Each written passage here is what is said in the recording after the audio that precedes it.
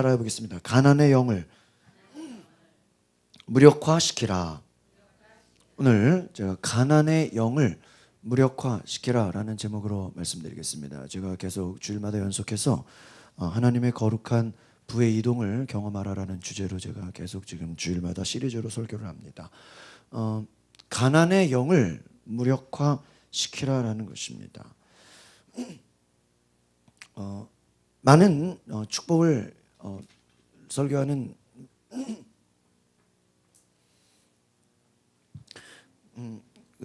목회자들이 부흥사들이 하는 말 가운데 하나가 한번 따라합시다. 가난의 사고방식을 제거하라. 이 가난의 사고방식을 제거하라는 얘기를 많이 하게 됩니다. 웬트로블이라는 미국의 한 사역자가 성령님이 하고 계시는 그 새로운 일을 분석하는 가운데 그가 제일 먼저 다룬 것이 뭐냐? 바로 가난의 사고방식을 제거하라라는 것입니다. 그러니까 이 말은 무엇이냐면 우리의 사고방식 가운데 이 가난의 사고방식이 굉장히 많다라는 거예요. 이 웬트로블이라는 그 사역자가 말하는 것이 이런 고백을 합니다. 부의 이동에 관한 많은 예언들이 나오고 있다. 하나님 나라의 목적을 위해서 하나님은 우리에게 이 부를 받는 위치에 두기를 원하신다. 이런 얘기를 해요. 그러니까 하나님은 하나님의 목적을 위해서 하나님이 재물이 이동되기를 원하고 부가 옮겨지기를 원하신다라는 거예요. 그런데 우리의 믿음을 저해할 수 있는 종교적이거나 전통적인 오래된 사고방식을 반드시 다뤄야 된다. 그러니까 우리 안에는 전통적이고 종교적인 오래된 사고방식이 있다. 하나님이 바로 저와 여러분을 부르심에 이르도록 도와주기 위해서 재정을 가지고 오신다. 이것을 믿으라는 것이에요.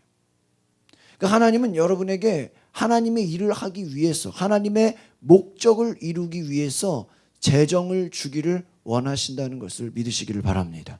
그 사고방식을 바꾸라는 것이죠.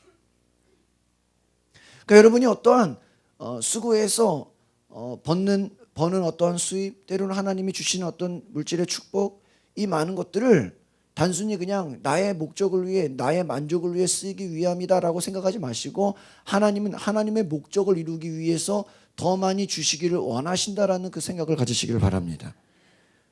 그래서 이 웬트로블은 하나님의 나라에, 이 하나님 나라의 사고를 지닌 많은 리더들 중에 한 사람이었고요.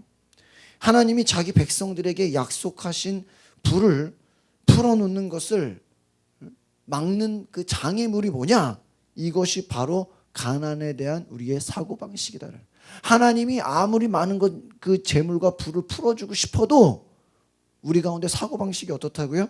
가난한 사고방식을 갖고 있다는 것이. 이것을 우려했다라는 거예요. 그래서 이것은 하나님이 복을 주고 싶어도 하나님이 주시는 그 복을 받지 못하는 장애물이 된다라는 것이죠. 이것은 때로는 영적으로 볼 때 가난의 영에 여전히 묶여 있다라는 것입니다. 가난의 영이 있다라는 거예요. 가난한 그 사고방식은요, 실제로 이 어둠의 세계에 있는 악한 영에 의해서 유발되었다라고 볼 수 있다라는 것입니다. 이것은 단지 그냥 쉽게 치료될 수 있는 것이 아니라 반드시 쫓아내야 되는 악한 영이라는 거예요. 그러니까 가난에 어떠한 영이 있다라는 거예요. 그것을 우리는 때로는 이것을 그냥 뭐 사회학적으로 어떠한 뭐 정치적으로 어떠한 그냥 우리의 전통적으로 이것을 당연하게 생각할 수 있다는, 이것을 무력화시켜야 된다. 이 마크 페이퍼라는 그 사역자가 가난의 영에 대해서 적절하게 묘사한 글을 옮겨왔습니다. 한번 여러분 빈칸을 채워보시겠습니까? 가난의 영은 우리 눈에 가리개를 씌운다라는 것이에요. 가리개. 여러분 눈을 가리면 어때요? 앞이 보이지가 않죠? 가난의 영이라는 것은 우리 눈에 가리개를 씌워서 우리 마음에 무엇을 줍니까? 두려움을 준다라는 것입니다. 그러니까 가난의 영에 사로잡힌 사람 특징이 뭐가 많다 여러분? 두려움이 많아요. 제가 이런 분들 만나보면요, 뭐가 잘 되려 그래도 이거 하다가 안 되면 어떡하죠? 이거 하다가 뭐 망하면 어떡하죠? 잘못되면 어떡하죠? 늘 뭐에 사로잡혀 있어요? 두려움에 사로잡혀 있대. 또 새로운 뭔가 하나님이 당신을 이끄십니다. 이러다 잘못되면 어떡하죠? 두려움. 그러니까 여러분, 가난의 영이 우리에게 주는 것이 뭐다? 두려움이라는 거예요. 그 두려움 때문에 아무것도 못해요. 제가 지난 금요일에 정태기 교수님의 그 내적 치유 한소망교회 특강을 봤는데요, 본인이 주님 만나기 전에, 치유받기 전에 자기의 모습이 사람들 앞에 서기 두렵고, 만나기가 두렵고, 뭘 해도 두렵고, 그냥 온갖 두려움과 떨림과 우울증, 자살, 분노, 다 영적인 것이라는 거예요. 사로잡혀 있다는 거예요. 그래서 여러분, 우리에게 이 가난의 영은, 가난의 영, 그 영적인 것이에요. 두려움을 준다라는 거예요. 그래서 여러분, 무엇을 훔쳐갈까요? 우리의 포부. 이 가난의 영이 얼마나 무서운 것이냐? 우리의 포부를 훔쳐가고요. 두 번째, 우리의 꿈을 훔쳐간다라는 것이에요. 그러니까 가난의 영에 사로잡힌 사람 치고 뭐가 없을까요? 포부가 없어. 또 뭐가 없어요? 꿈이 없어요. 꿈이 없어요. 하나님을 만난 자들, 하나님의 영이 거하는 자들은요, 꿈이 있습니다. 내가 비록 부족할지라도, 내가 연약할지라도, 내가 지금은 가난할지라도, 지금은 고난 가운데 있을지라도 하나님이 나를 통해 놀라운 일을 이루실 것이다. 믿으십니까? 하나님이 나를 통해 이루실 뭐가 있어요? 꿈이 있다라는 거예요. 하나님이 나에게 축복하실 것이다. 하나님이 나를 일으키실 것이다. 하나님이 나를 세우실 것이다. 포부가 있어요. 이번에 금요일날 그 정태 교수님의 그 강의 중에 그런 얘기를 하죠. 어린아이가 태어나서 한 7살까지, 길게는 고등학생까지 부모가 싸우지 말라는 거예요. 부모가 싸우면 자녀의 자존감이 무너져 버린대. 그래서 어리면 어릴수록 더 위험해요. 옆에서 사형수가 사형을 앞두고 그 공포감을 느끼는 공포감을 아이들이 느낀대요. 그래서 저희 치유상담원에서 뭐라고 하지 아십니까? 부부가 싸우려면 나가서 싸우래. 저기 운동장 가가지고. 자녀들이 보이는 데서 절대로 뭐 하지 마라? 다투지 마라. 아이들은 뭐를 느낀다? 무서운 공포심을 느낀대요. 무서운 공포심을 느낀다. 야, 여러분 안 들어보신 분들은 저희 교회 밴드에 올라와 있는 그 교수님의 강의를 들어보세요. 그래서 아이의 자존감이 완전히 내려간다는 거예요. 모든 일에 무섭고 두렵고 걱정되고, 그러나 부모가 가정 예배 드리고 기도하고 말씀 보고 TV를 끄고 성경 보고 기도하고 아이들이 일부러 보는 데서, 그러면요 아이들의 자존감이 확 올라간대. 하나님께 기도하고 하나님을 찾고 외국에 어디다 던져놔도 애가 알아서 큰다는 거예요. 시험을 만나도 그것을 이긴다는 거예요. 여러분 무엇이에요? 부모의 역량에 따라 자녀들의 자존감, 미래가 결정된다는 거죠. 이 영적인 것이라는 거예요. 가난의 영도 마찬가지예요. 부모가 가난의 영에 사로잡혀 있으면 어때요? 자녀들에게도 영향이 되겠어요, 안 되겠어요? 돼요. 야, 우리는 여러분 부족하더라도요, 말로는 여러분 축복을 외치시기를 바랍니다. 없어도 자녀들에게는 여러분 하나님이 축복하실 그 축복을 선포하시기를 바랍니다. 이 가난의 영이 어떠냐? 우리의 꿈과 포부를 다 빼앗아 간다는 거예요. 얼마나 무섭습니까? 이것은요, 우리가 부족하다라는 것, 우리가 부족하다는 것을 자꾸 상기시킴으로써 우리를 파괴한다라는 것이. 그러니까 가난의 영의 특징이 뭐냐? 우리를 파괴한다. 우리를 무너뜨린다라는 것이. 우리는 부족해. 열등감 할 수 없어. 아무것도 못해. 제가 이게 좀 개척하는 교회들이나 좀 이렇게 어려운 교회들은 뭐 성도들이나 이렇게 목회자들 만나보면요, 말이 너무 이 가난의 영에 사로잡혀 있어. 뭐 하자 그러면 우리는 뭐 없어서 못해요. 뭐 이래서 못해요. 뭐 다 부정적인 얘기, 안 된다는 얘기. 해봤는데 소용없어요. 뭐 전도해봤자 안 돼요. 패배주의란 말이에요. 그게. 요즘 뭐 되는 줄 아세요? 안 되는 걸 당연하게 생각해요. 우리가 부족하다는 걸 계속, 그러니까 우리의 있는 것을 생각하지 않고 뭐예요? 우리가 뭐를 생각해요? 없는 걸 생각해. 하나님이 주신 축복, 하나님이 주신 능력, 하나님이 주신 그 위대한 달란트와 장점을 생각하지 않고 부족한 것만 생각해요. 없는 것만 생각해요. 부족하다는 것만 자꾸 생각하니까 자신이 어떻게 돼? 파괴된다. 또 우리 빈칸해 볼까요? 다른 사람들보다 열등하다고 느끼게 만든다. 그러니까 이 가난의 영이라는 것은요, 결국 뭐예요? 열등감 준다. 이거 열등감. 내가 금요일날 그 정태 교수님 그 강의에 처음 나오는 그 보화라는 이 얘기가 있는데, 보화. 그 섬에서 태풍만 치면은 막 그릇들이 막 실려 내려갔대요. 그릇들이 태풍만 오면 섬에 그 그릇을 열심히 깼다는 거예요. 어른들이. 왜요? 그 그릇에 귀신이 붙어 있다고 생각해가지고. 그래서 그릇을 열심히 깼는데 나중에 어디 서울에서 살다 온 그 청년 하나가 섬에 와가지고 또 바닷가에 나오니까 그릇이 이쁜 게 있네. 그래서 이것을 개밥 그릇으로 썼다 그러죠. 근데 자기 친척 선생님 하나가 이렇게 시골에 놀러 왔다가 그 개밥 그릇을 열심히 보더니 이거 내가 좀 가지면 안 되겠냐고. 그 개밥 그릇을 국가 감정원에다가 이게 어떤 건지 좀 봐달라고 감정을 하니까 당시 강남의 아파트가 50평이 2천만 원이었대. 50평 아파트가 2천만 원이었는데 그 개밥 그릇 하나가 감정가가 3억 2천인가 하여튼 그 정도 되는 가격이었다는 거예요. 그게 나중에 알고 보니까 중국에서 일본으로 가던 그 문화재, 그 아주 보물 싣고 같은 배가 침몰해가지고 바닷가에 있던 그 문화유산 보물들이 막 올라오는 거를 자기들은 뭐가 붙어 있다고 생각하고 귀신 붙어 있다 열심히 깼다는 거예요. 보물을 깨는 것이죠. 가치를 모르는.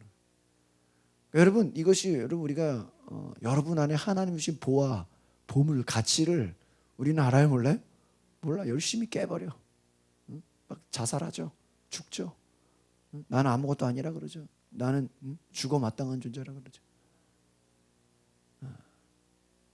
여러분 하나님이 우리를 열등하게 만들지 않으셨음을 기억하시기를 바랍니다. 근데 많은 사람들은 내가 부족하다. 나는 아무것도 할 수 없다. 나는 못한다. 이 가난의 영의 특징이 뭐냐?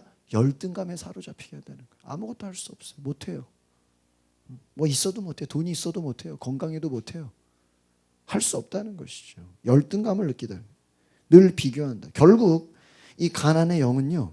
손에 삽과 보물을 든 우리를 어디로 몰아내는지 아십니까? 뒷마당으로 몰아낸다라는 것이. 여러분에게 뛰어난 재능이 있어요? 여러분에게 뛰어난 능력이 있어요? 여러분에게 뛰어난 기술과 능력이 있어도 이것을 가지고 어디로 가요? 뒷마당으로 몰아가요. 뒷마당으로 몰아가서 보물을 잃지 않는 것이 우리가 얻을 수 있는 가장 큰 승리다. 이렇게 확신을 시켜준다는 거예요.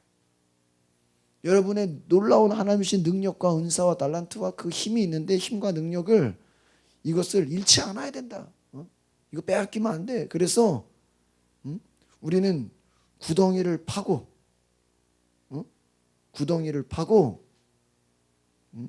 보물을 묻어버린다는 거예요. 그러니까 여러분에게 아무리 뛰어난 능력과 재능과 막 천재적인 그런 엄청난 것이 있어도요. 가난의 영에 사로잡히면 어떻게 그것을 어디다 묻어놔요? 땅속에 묻어버려요. 예수님의 달란트 비유에 나오는 한 달란트 받은 자가 어떻게 했어요? 그 한 달란트도 굉장히 큰 거거든요. 엄청난 돈이에요. 그것도. 거의 우리가 그 오늘날 돈으로 한 사람은 억대 넘는 돈이에요. 근데 그거를 은행에 넣어놓으면 이자라도 받을 텐데 어디다 묻어놨어요? 땅에다 묻어놨어. 땅에다. 그 한 달란트 받은 자의 그 머릿속 사고방식은 뭐에 사로잡혔다? 가난의 영에 사로잡혔다라는 것이죠. 그러니까 여러분, 이 거룩한 부의 이동이 하나님 나라가 확장되는 것을 눈에 띄게 우리가 볼 수 있어도 우리 피터 와그너 박사님이 얘기하시는 건 뭐냐면, 우리가 가난의 영에 사로잡혀 있으면 결국은 사탄의 왕국 가운데서 우리가 살아가는 것과 똑같다라는 것이. 악한 마귀는 하나님의 백성들에게 개인적으로 집단적으로 저주를 주고 싶어 한다. 이 저주가 뭐야? 가난의 영이라는 거예요. 그래서 어떻게 우리가 가난의 영, 이 가난의 저주를 제거할 수 있을 것인가, 그 방법을 우리 함께 나누겠습니다. 한번 따라해 볼까요? 축복은 하나님의 뜻입니다. 우리 A의 그 맨 위에 있죠. 축복은 하나님의 뜻이다라는 거. 이 가난의 반대가 하나님의 그 축복의 능력인데, 많은 사람들이 하나님이 어떠한 축복을 주시는 것에 대해서 나는 해당이 안 되겠지, 나는 안 될 거야 라는 거절감을 갖고 있다는 것이. 그래서 하나님의 뜻은 우리가 잘되고 번영하고 축복받기를 원하는데 많은 사람들이 그것에 사로잡혀 있다. 나는 안 될 거야, 나는 해당 안 되라고 생각한다는 것이죠. 우리가 이 신명기의 28장, 여러분 집에 가서 신명기 성경에 나오는 28장을 읽어보시면요, 성경에서 가장 긴 장 중에 하나입니다. 근데 여러분, 이 첫 번째 부분은요, 하나님이 자기 백성들에게 쏟아붓기를 원하시는 축복을 아주 상세하게 다루고 있어요. 신명기 28장 집에 가서 보시면 하나님이 자기 백성들에게 축복하고 싶은 축복이 얼마나 대단한지 상세하게 그냥 1절부터 어마어마하게 설명하고 있대요. 다 담을 수가 없어요. 그런데 이 축복을 받는 조건이 있다는 것입니다. 이것은요, 반드시 하나님의 말씀에 순종하라라는 것이에요. 하나님의 뜻을 행하라는 것입니다. 두 번째 그 신명기 28장에 나오는 파트는요, 하나님의 백성들이 하나님을 멸시하고 하나님 말씀에 불순종하면 악한 원수가, 마귀 사탄이 하나님의 보호를 빼앗아간다라는 거예요. 그래서 그들에게 무엇을 풀어놓는다? 저주를 풀어놓는다. 그러니까 여러분, 아무리 우리가 하나님의 축복을 받았어도 뭐하지 않으면, 하나님 말씀에 순종하지 않으면, 불순종하면, 하나님을 멸시하면, 온전히 예배하지 않으면 그 축복이 어떻게 된다? 빼앗겨진다는 거예요. 저주가 뭐예요? 내가 받은 축복이 내가 수고한 모든 것이 다 어떻게 되는 거예요? 다 사라져버리는 거예요. 사라져버린다. 신명기 28장 첫 부분이 바로 오늘 이 11절의 말씀이에요. 다시 한번 보겠습니다. 1번에 나오는 11절 시작. 여호와께서 내게 주리라고 내 조상들에게 맹세하신 땅에서 내게 복을 주사 내 몸의 소생과 가축의 새끼와 토지의 소산을 많게 하심. 할렐루야. 하나님은 여러분이 소생, 가축, 새끼, 토지의 소산, 이게 어떻게 되기를 원한다? 많게 하기를 원하신다. 하나님의 축복 중에 하나가 여러분의 소산이 많아지기를 원하신다라는 거예요. 여러분, 하나님의 본성 중에는요, 이러한 축복과 관대함이 있다라는 거예요. 막 째째하게 그냥 요만큼 주고 이거 갖고 다 해라, 이게 아니라는 거예요. 관대하다는 거예요. 자비로우시다. 신약에 요한 3서 1장 2절에 나와 있죠. 2번에 있는 말씀 같이 볼까요? 시작. 사랑하는 자여 내 영혼이 잘됨 같이 내가 범사에 잘되고 강건하기를 내가 간구하노라. 신약에서도 요한이 고백하는 것이 뭐가 잘된 같이 내 영혼이 잘된 같이. 뭐가 잘돼요? 범사가 잘되고 강건하기를 간구한다. 그러니까 여러분, 이 축복이라는 것이 단지 물질의 소유만이 아니라는 거예요. 물질의 소유뿐만이 아니라 건강과 몸과 영혼이 온전한 것,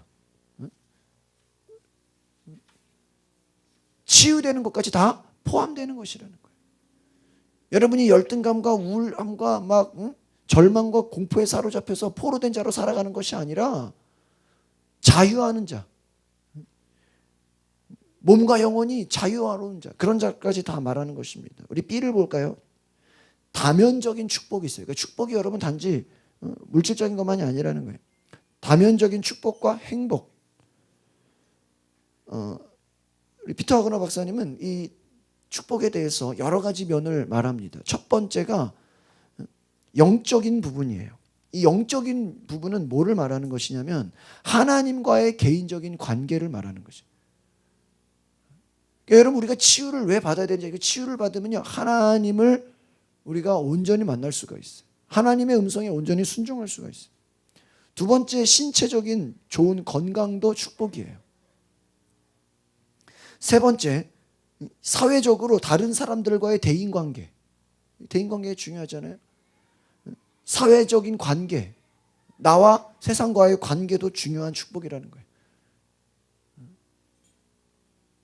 네 번째, 물질적인 축복, 돈과 소유물. 그러니까 여러분, 이 축복이라는 것이 물질만이 아니라는 이 네 가지를 다 포함하는 것임을 기억하시길 바랍니다. 그래서 성경은 이 여러 가지를 다 말하고 있다. 우리 3번에 나와 있는 시편 144편 15절을 같이 볼까요? 시작. 이러한 백성은 복이 있나니 여호와를 자기 하나님으로 삼는 백성은 복이 있도다. 이 성경에서 말하는 이 복이라는 것은 여러 가지 측면을 다루고 있다. 하나님을, 누가 하나님? 자기의 하나님으로 모시는 사람. 이 미국인들은요, 행복에 아주 높은 가치를 둔다고 합니다. 그래서 미국의 그 독립선언서를 보면은 인류가 생명, 자유, 행복, 이것이 최고의 가치라고 그들이 독립선언서에 얘기하고 있다는 거예요.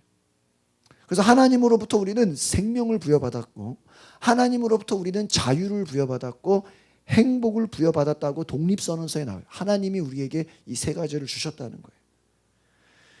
이 미국에 있는 그 퓨라는 그 연구센터에서 행복에 대한 사회적 연구를 했어요.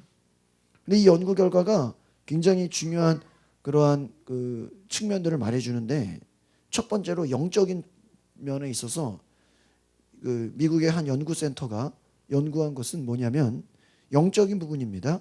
매주 혹은 더 자주 예배에 참석하는 사람들은 그 예배를 적게 참석하는 사람들보다 더 행복하다, 이런 그 설문조사가 나왔대요. 예배에 거의 참석하지 않거나 전혀 참석하지 않는 사람들은 행복하다고 말할 가능성이 거의 없다, 이 정도까지 나왔대요, 연구 자료에서. 그러니까 예배도 주일날 예배 한 번 드린 사람이랑 수요 예배 금요일 나온 사람이랑 어디가 더 행복하다? 더 많이 나온 사람이. 새벽기도 매일 나오는 사람은 더 행복하다. 이 행복 지수를 조사해 보니까 예배를 더 많이 드린 사람들이, 영적인 부분이죠, 예배를 더 많이 드린 사람들이 이 행복 지수가 더 높다라는 거예요. 주일에 기껏 한 번 예배 드린 사람보다 더 많이 드린 사람이 훨씬 행복 지수가 높다라는 그 부분, 영적인 부분을 말해주고 있어요. 두 번째, 신체적인 면이죠. 건강이 더 좋은 사람들이 아픈 사람들보다 더 어때요?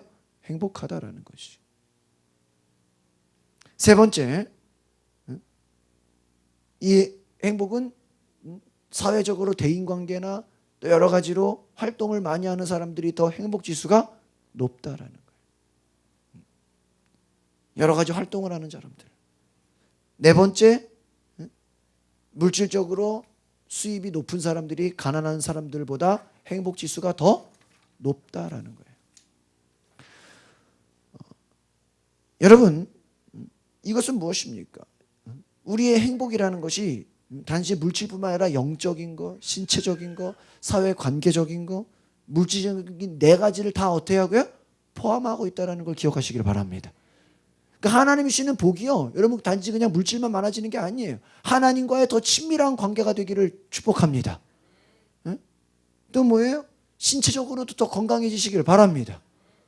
사회적으로도 여러분의 관계가 더 확장되시기를 바랍니다. 인간관계가 더 좋아지는 거예요. 가정이 더 잘 되는 거예요. 행복하다 이거예요. 물질적으로도 부족하지 않다라는 거예요.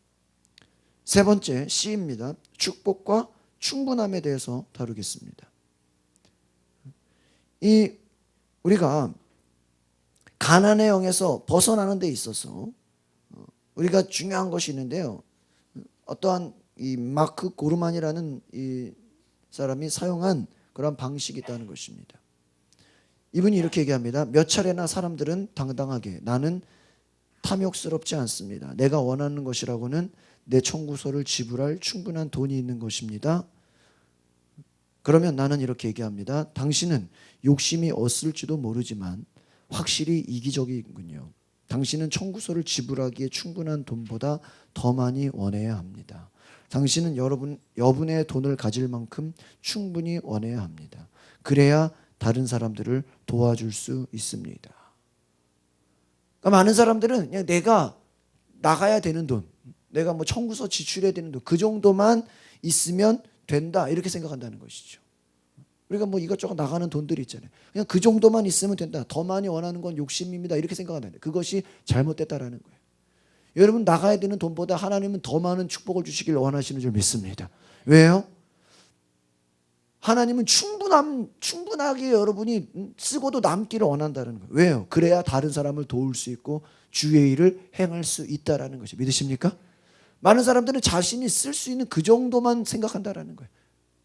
그거 이외에는 필요 없다고 생각해요. 그것도 뭐예요? 가난의 영이라는 거예요.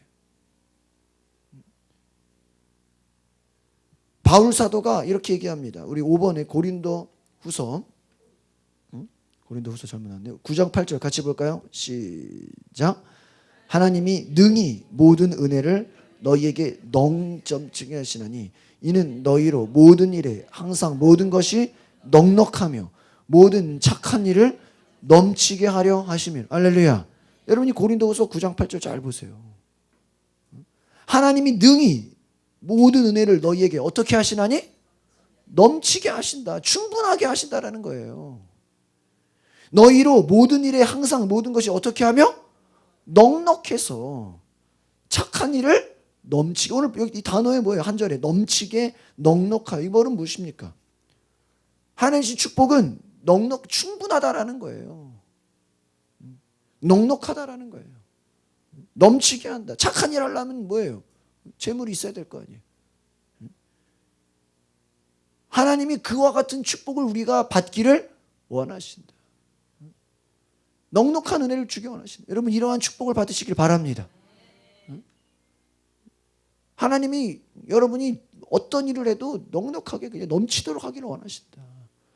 그러면 하나님이 그 일을 하기 위해 하나님이 주고자 하신다라는 것입니다.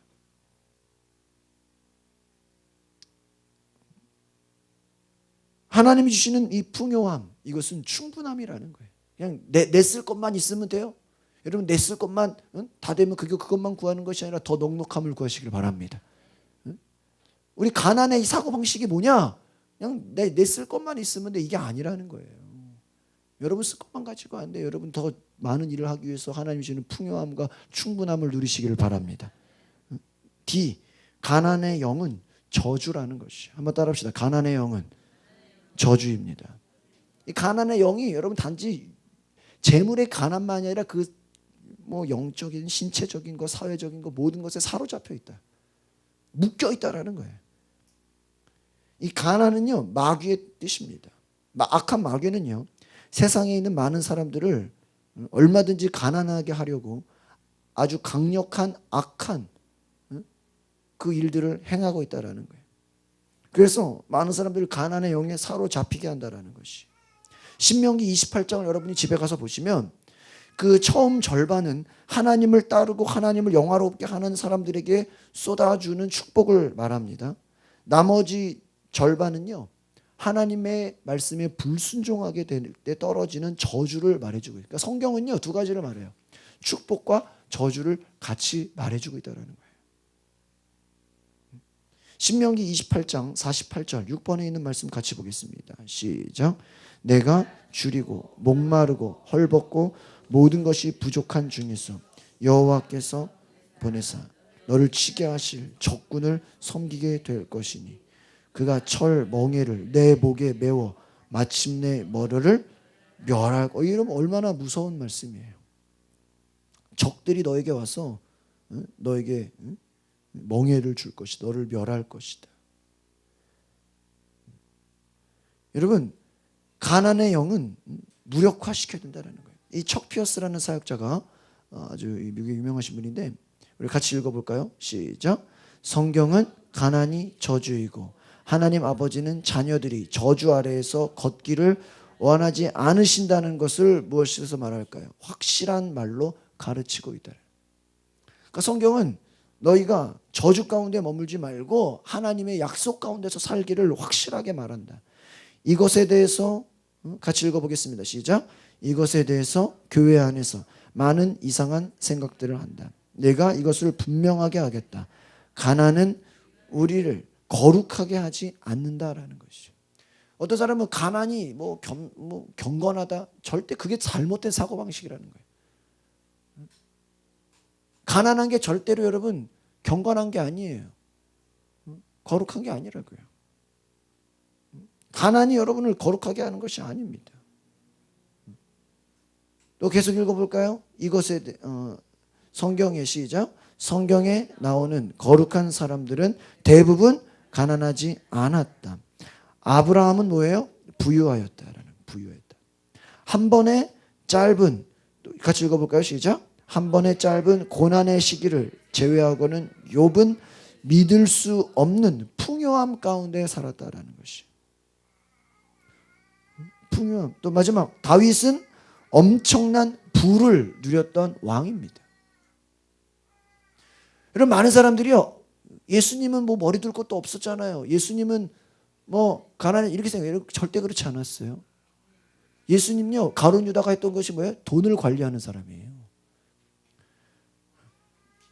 가끔은요. 선택적인 일부러 부자임에도 불구하고 그 물질을 일부러 나눠주고 스스로 가난을 선택하는 사람도 있어요. 그것은 우리 피터 와그너 박사가 특별한 은사라고 얘기해요. 예를 들면 자기 집이 부자인데 그것을 다 가난한 사람들 다 나눠주고 일부러 스스로 가난해지는 사람이 있어요. 그거는 뭐냐면 내가 그 가난한 사람을 전도하고 그들의 친구가 되기 위해서 스스로 가난해지는 사람도 있어요. 근데 그것은 특별한 은사라고 얘기해요. 그러니까 몇몇 어떤 훌륭한 사람들이 스스로 가난해졌다고 해서 그것을 우리가 모든 사람이 다 그래야 된다는 건 아니라는 것을 기억하시길 바랍니다. 아니라는 거예요. 복음 전하기 위해서 스스로 고난의 길을 갈 수 있어요. 그것은 복음을 전하기 위해서 가는 거예요. 그러니까 특별한 목적을 위해서 가난해질 수는 있어요. 그러나 하나님이 우리에게 일부러 가난을 주는 건 아니라는 거예요. 다윗도 엄청난 부를 누렸다라는 것이죠. 여러분 우리가 기억해야 되는 것은 많은 사람들이 가난이 경건하다고 생각하다라는 거예요. 이것은 아주 위험한 생각이라는 것입니다. 진정 따라해 봅시다. 진정한 영적인 사람이 되려고 한다면 하나님과 친밀한 관계를 가지려면 무엇이 돼야 될까요? 가난한 것보다는 가난하지 않은 것이 더 낫다라는 것이. 그러니까 여러분 이것이 왜 어떤 이분법적인 사고를 가져왔냐? 이 헬라적 사고방식인데 이 헬라적 사고방식이 하나의 어떤 물질적인 것과 영적인 것을 두세 개로 나눴어요. 그래서 이 물질적인 것은 악한 것이고 영적인 것만 선한 것이다 이렇게 이분법적으로 생각하게 만들었다라는 거예요.